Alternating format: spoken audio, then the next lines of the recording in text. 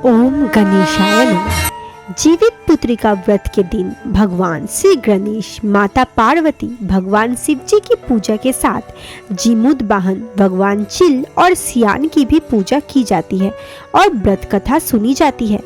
इस दिन पूजा प्रदोष काल में करनी चाहिए। जीवित पुत्रिका का व्रत, जिसे जितिया या जितिया के नाम से जाना जाता है, हर साल अश्विनी मास के कृष्ण पक्ष की अष्टमी तिथि को रखा जाता है। एक दिन पहले सप्तमी तिथि को नहाई खाई करके अगले दिन अष्टमी तिथि के, जिसे खुर जितिया कहते हैं, महिलाएं निर्जला उपवास करती है। अष्टमी तिथि के अगले दिन नवमी तिथि का व्रत का पार किया जाता है। आज के इस वीडियो में आप सुनने वाले हैं जितिया व्रत की 3 पौराणिक कथा। अपनी परंपरा के अनुसार जो भी कथा आपने पढ़ी या सुनी है, आप उस कथा को इस वीडियो से सुन सकते हैं। इस वीडियो को पहली कहानी चील और सियारन की है, दूसरी कहानी जीमूत वाहन भगवान और तीसरी कहानी श्री कृष्ण से जुड़ी हुई है। एक बार एक वन में सेमेर का पेड़ पर एक चील रहा करता था। पास की झाड़ी में एक सियारिन भी रहती थी। दोनों में आपस में खूब पड़ती थी। चीलों को कुछ भी खाने में लेकर आती तो उस सियार अर्थात सियारिन के लिए कुछ हिस्सा जरूर रखती। सियारिन भी चील के लिए ऐसा ही करती, ऐसा ही ध्यान रखती। इस तरह दोनों का जीवन बहुत ही आनंद से कट रहा था। एक बार वन के पास गांव में औरत जुतिया की पूजा की तैयारी कर रही थी। चिलो ने उसे बड़े ध्यान से देखा और अपनी सियारी को भी बताया। चिलो सियार ने तय किया कि वो इस व्रत को करेगी। सियार और चिलो की ने जितिया का व्रत रखा। बड़ी निष्ठा लगन दोनों ने दिन भर भूखे प्यासे मंगल कामना करती व्रत करती, मगर रात होते ही सियारिन को भूख प्यास सताने लगी। जब उसे सहन नहीं हुआ तो वो जंगल जाकर उसने मांस की और हड्डी पेट भरकर खा लिया। चिलो ने हड्डी चबाने की करकर की आवाज सुनी तो पूछा, ये कैसी आवाज है? सियारी झूठ मूठ कह रही, बहन भूख के मारे मेरा पेट गुड़गुड़ कर रहा। और खाली पेट गुड़िया उसने सियारिन को खूब लताड़ा कि जब तुमसे व्रत नहीं रखा तो संकल्प क्यों लिया? सियारिन लज्जा गई और अब वो क्या कर सकती थी, उसका व्रत भंग हो चुका था। उधर चिलो ने रात भर भूखे प्यासे रहकर व्रत पूरा किया। अगले जन्म में दोनों मनुष्य रूप में राजकुमारी बनी।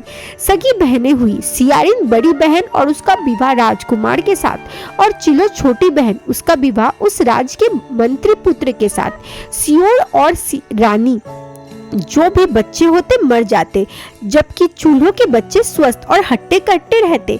उसे इस जलन होने लगी। उसने कभी भी उसका सिर कटवा डिब्बे के बंद कर दिया और वो सिर कभी मिठाई बन जाती और बच्चे का बाल तक बाका नहीं हो पाता। बार बार अपनी बहन के बच्चे को और उसके पति को मारने का प्रयास भी किया, परंतु सफल नहीं हो सकी। आखिरकार देवयोग से उसे अपनी गलती का आभास हुआ। तब उसे अपनी बहन से सच्चे मन से क्षमा मांगी और बहन को बताने पर जीवित पुत्रिका का व्रत विधि विधान से किया, जिससे पुण्य प्राप्त से उसका भी पुत्र जीवित रहे। और सुनिए गांधर्व राजकुमार जीमूत वाहन भगवान का कथा। गांधर्व के राजकुमार का नाम जीमूत वाहन। वो बड़े उदार और परोपकारी थे। जीमूत वाहन के पिता ने वृद्धावस्था में वानप्रस्थ आश्रम चले गए समय उन्हें राज सिंहासन पर बैठाया, किंतु उनका मन राजपाट में नहीं लगता। वो राज का भार अपने भाइयों को छोड़कर स्वयं वन में पिता की सेवा करने के लिए चले गए। वन में भी राजकुमार जीमूत वाहन को मल्लव नामक राजकन्या से भेंट हुई। दोनों में प्रेम हो गया और एक दिन जब वन में भ्रमण कर रहे थे तो जीमूत वाहन काफी आगे चले गए। तब उन्हें एक वृद्ध विलाप करती दिखाई दी। पूछने पर वो वृद्ध रोते हुए बताए कि नागवंश की स्त्री हूँ, मेरा एक पुत्र है।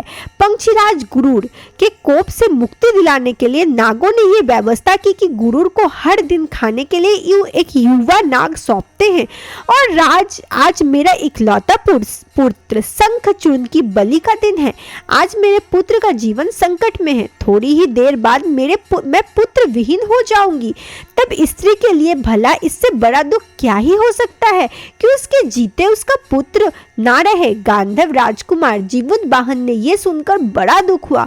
उन्होंने उस विद्या को ढांस से बंधा हुए कहा कि डरो मत, मैं आपके पुत्र का प्राणों का रक्षा करूंगा। आज उसकी जगह पर मैं स्वयं अपने आप को वहां चला जाऊंगा। मैं अपने आप को उसके लाल कपड़े में ढककर वध शिला पर लेट जाऊंगा ताकि गुरुर मुझे खा ले और तुम्हारा पुत्र बच जाए। ऐसा कहकर जीमूतवाहन ने शंखचूर्ण के लाल से हाथ से लाल कपड़ा लिया और उसे लपेटकर गुरुर को बलि के लिए चुनी गई वध शिला यानी एक पेड़ से पत्थर पर लेट गया। नियमित समय पर गुरुर बड़ी तेजी से आए और वो लाल कपड़े में ढके जीमूतवाहन को पंजे में दबोचकर पहाड़ के शिखर पर जा बैठ के गुरुर ने अपनी कठोर चोट से प्रहार किया।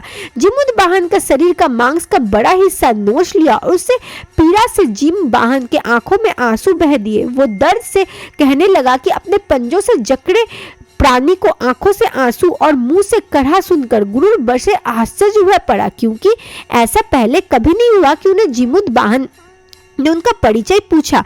मत वाहन सारा वृंदत कह सुनाए कैसे एक स्त्री के पुत्र की रक्षा के लिए वो अपने प्राण देने आया। उन्होंने कहा, गुरुर देव, आप मुझे खाकर अपनी भूख शांत कर लीजिए। गुरुर उन्हें बहादुरी और दूसरे की प्राण रक्षा के लिए स्वयं का बलिदान देने की हिम्मत से बड़े प्रभावित हुए। उन्होंने स्वयं पर पश्चाताप होने लगा। वो सोचने लगे, ये एक मनुष्य है जो दूसरे की पुत्र की रक्षा के लिए स्वयं की बलि दे रहा है और एक मैं हूँ जो देव के संरक्षण का हूँ किंतु दूसरों के संतान का बलि ले रहा हूँ। उन्होंने जीमूतवाहन को मुक्त कर दिया। गुरुर ने कहा कि उत्तम मनुष्य, मैं तुम्हारी भावना से अत्यंत प्रसन्न हुआ। मैं तुम्हारे शरीर में जो घाव है उसे ठीक कर दूंगा। तुम अपनी प्रसन्नता से मुझसे कोई वरदान मांग लो। तब राजकुमार जीमूतवाहन ने कहा, पंक्षीराज, आप तो सर्वसम्मत है। यदि आप प्रसन्न हैं और वरदान देना चाहते हैं तो आप सबों को अपना आहार बनाना छोड़ दीजिए। अपने आप तक जब ये प्राण लेंगे उन्हें जीवन दान कीजिए। गुरु ने सबका जीवन दान दे दिया और नाग के बलि न लेने का वरदान भी दिया। इसके प्रकार जीमूतवाहन के साहस से नाग जाति की रक्षा हुई और गुरु ने कहा कि तुम्हारी जैसी इच्छा वैसे ही होगा। राजा जो स्त्री तुम्हें इस बलिदान की कथा सुनाएगी और विधि पूर्वक पालन करेगी उसके संतान की मृत्यु का मुख से भी निकल कर आएगा। तब से ही गांधर्व राजकुमार जीमूतवाहन को भगवान के रूप में पूजने की प्रथा प्रारंभ हुई। ये कथा भगवान शंकर माता पार्वती की पूजा और ध्यान करने के बाद इस कथा को सुनना अवश्य चाहिए। इसे सुनिए। भगवान श्री कृष्ण से जुड़ी कथा। ये कथा महाभारत काल से जुड़ी हुई है। महाभारत युद्ध के बाद अपने पिता की मृत्यु के बाद अश्वत्थामा बहुत ही नाराज थे और उसके अंदर बदले की आग भड़क रही थी, जिस कारण उसने पांडवों के शिविर में घुसकर सोते हुए 5 लोगों को पांडव समझकर मार डाला। लेकिन वह सभी द्रौपदी के 5 संतान थे। उसके इस अपराध के कारण उसे अर्जुन ने बंदी बना लिया और उसकी दिव्य मणि छीन ली, जिसके फलस्वरूप अश्वत्थामा ने उत्तरा की अंजनी संतान को गर्भ में मारने के लिए ब्रह्मास्त्र का उपयोग किया, जिसे निष्फल करना नामुमकिन था। उत्तरा की संतान को जन्म लेना अवश्य था, जिस कारण भगवान श्री कृष्ण ने अपने सभी पुण्यों का फल उतराकर अजन्मी संतान को देकर गर्भ से ही उसे पुनर्जीवित कर दिया। गर्भ में मरकर पुनर्जीवित होने के कारण उसका नाम जीवित पुत्रिका पड़ गया। आगे चलकर यही राजा परीक्षित बना। तब से इस व्रत का धारणा किया गया कि जितिया व्रत के दिन सुनिए जाने वाली कुछ पौराणिक कथा। उम्मीद है आपको ये कहानी पसंद आई होगी।